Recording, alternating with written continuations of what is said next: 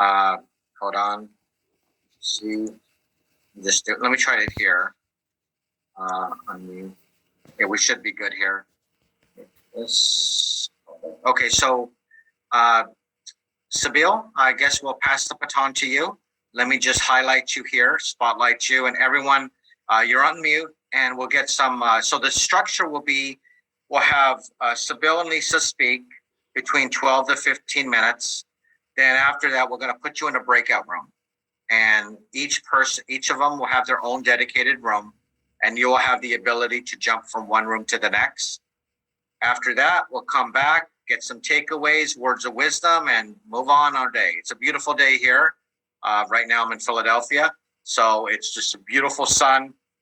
Yesterday it was pretty hot, so I was actually just, living the dream in the sun. So I'm the ultimate sun guy here. Okay, here we go, and thank you, and let me just highlight you right now. So. Okay, so I go. Everybody can hear me well?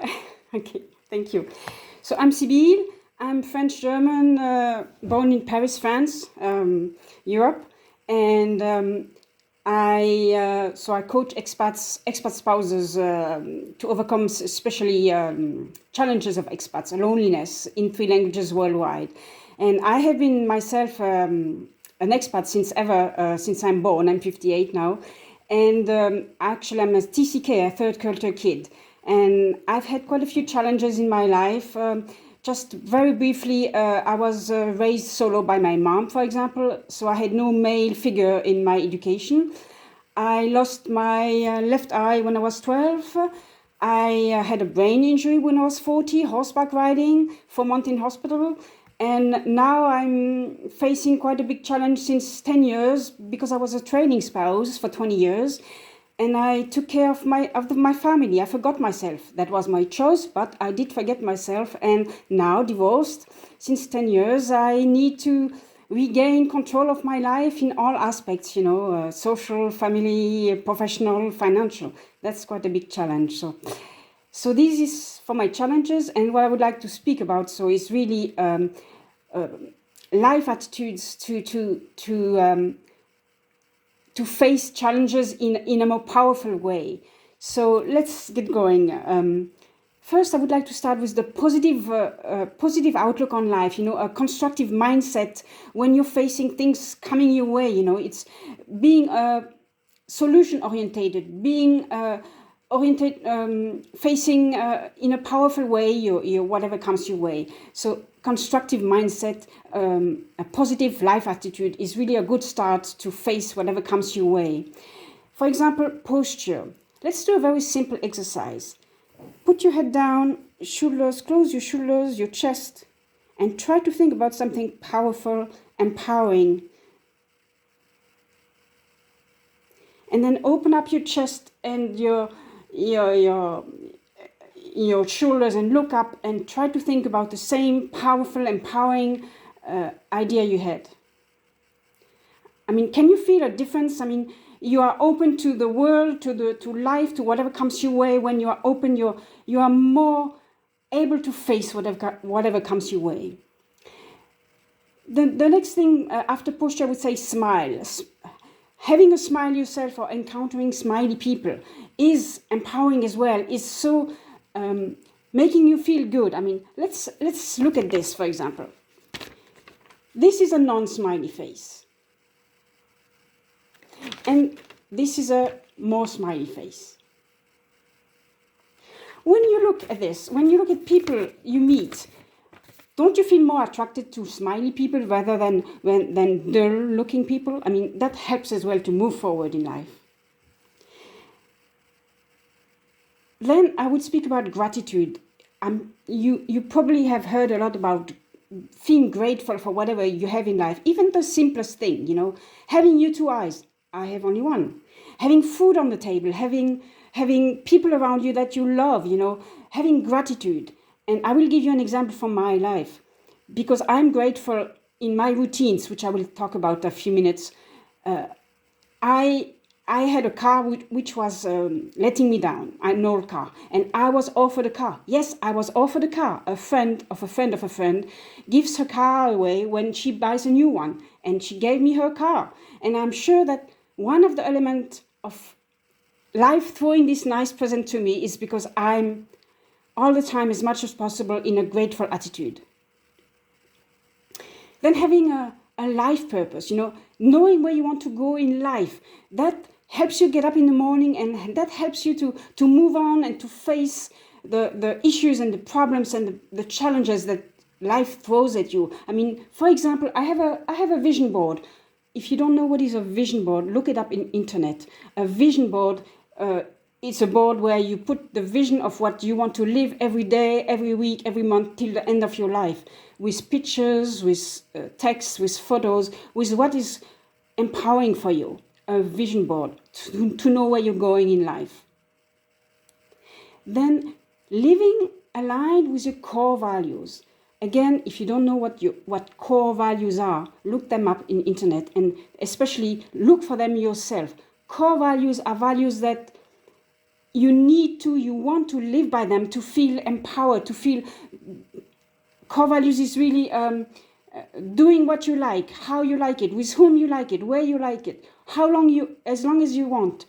These are the core values. For example, my 4 core values are adventure. I've always been an adventurous. Wild nature, empowering people, lifting up people, and pushing myself. These are my 4 core values. And I can tell you, I am seldom sick.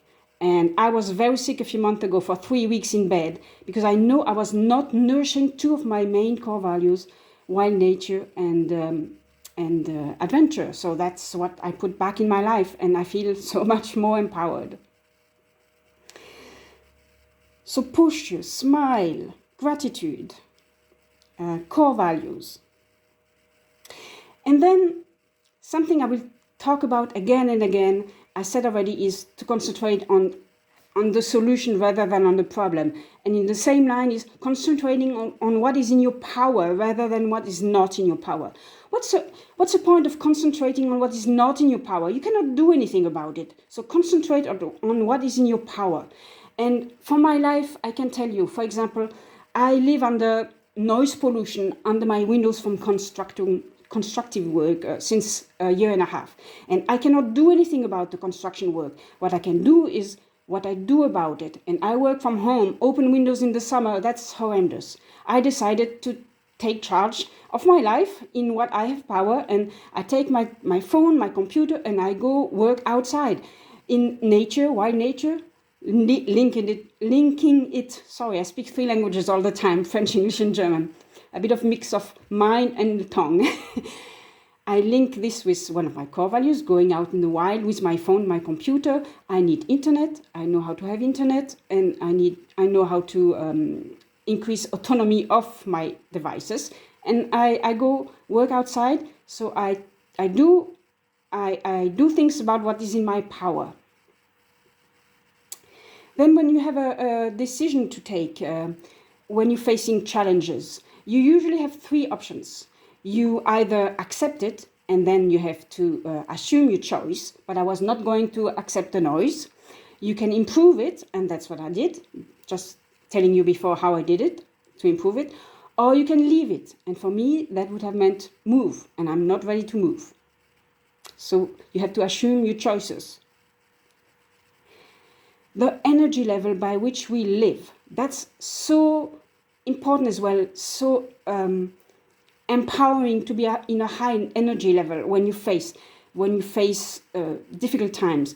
I mean, if you have an important meeting, if you have a challenge coming your way, if you have something important to do and you feel in low energy level, there are ways to top up your energy level. And I will give you a few, but there are more. So you can do this on demand. One is, for example, to build anchors through NLP, neuro-linguistic programmation. Build anchors, which is similar to building a strong vision, which will build up your energy. The vision board is one, but I have a very powerful anchor. For example, is I love horses. I lived on a ranch in America. And so I visualized galloping horses in the wild, linking it to one of my core values as well, the wild nature. I visualized galloping horses, and that just brings me back up. That just boosts me, and that just gives me top energy. And you can feel it in my voice. I'm so passionate about horses. So put in place an anchor to top up your energy level. A second thing is, when you have a chore to do, you can link it to one of your core values. So you need to find them first. And that will help you to raise your energy level. For example, we know that we all should be doing 15 minutes exercise every day, good for our mental and physical health. And I live on the 5th floor without a lift. And I work at home, so I don't always feel like I want to go out, to do my exercise. So I link it with one of my core values, wild nature. I go and run and do exercise in wild nature. And that gives me motivation to go there. So these were 2 ways of topping energy level. Yeah, there are others. Oh, I can tell you, from just this morning, yesterday I didn't do a sale I was expecting, so I was a bit low. This morning I was a bit low to prepare for this talk and this meeting, and I wanted to be top for the meeting and for you. So I took a break and I went 1 hour in the nature. I went to see a horseback riding jumping event, not far from me, from my house. And so just being in contact with what I love, my passion, horses and nature, that just topped me up. And I'm back here full of pep and passion and fire. So this is another way of topping your energy level. So how much time do I have left? Okay, 4 minutes. Because I have so much I would like to share with you. Let's see some more specific exercises. For example, questions. When you have questions coming your way, when you need to take a decision, there are different ways of dealing with questions. And I will give you 3 powerful ones, and there are more, of course. Ask yourself empowering questions rather than depleting questions. For example, depleting questions are, why am I fighting with my husband? Why am I not having the help of my son? Why? You are concentrating on problems. Looking down, problems. Instead, you can ask empowering questions is, how can I improve my communication with my husband so that we don't fight like this again? How can I improve my exchanges with my son? How? You are focusing on the solution. You are focusing on creativity, which will make you think about solutions, on solutions for your challenge, for your question, for whatever is negative coming your way. So ask yourself empowering questions. Second, ask yourself open-ended questions to yourself and to your vis-a-vis. Not the ones who are crying a yes or a no, because that will close the debate.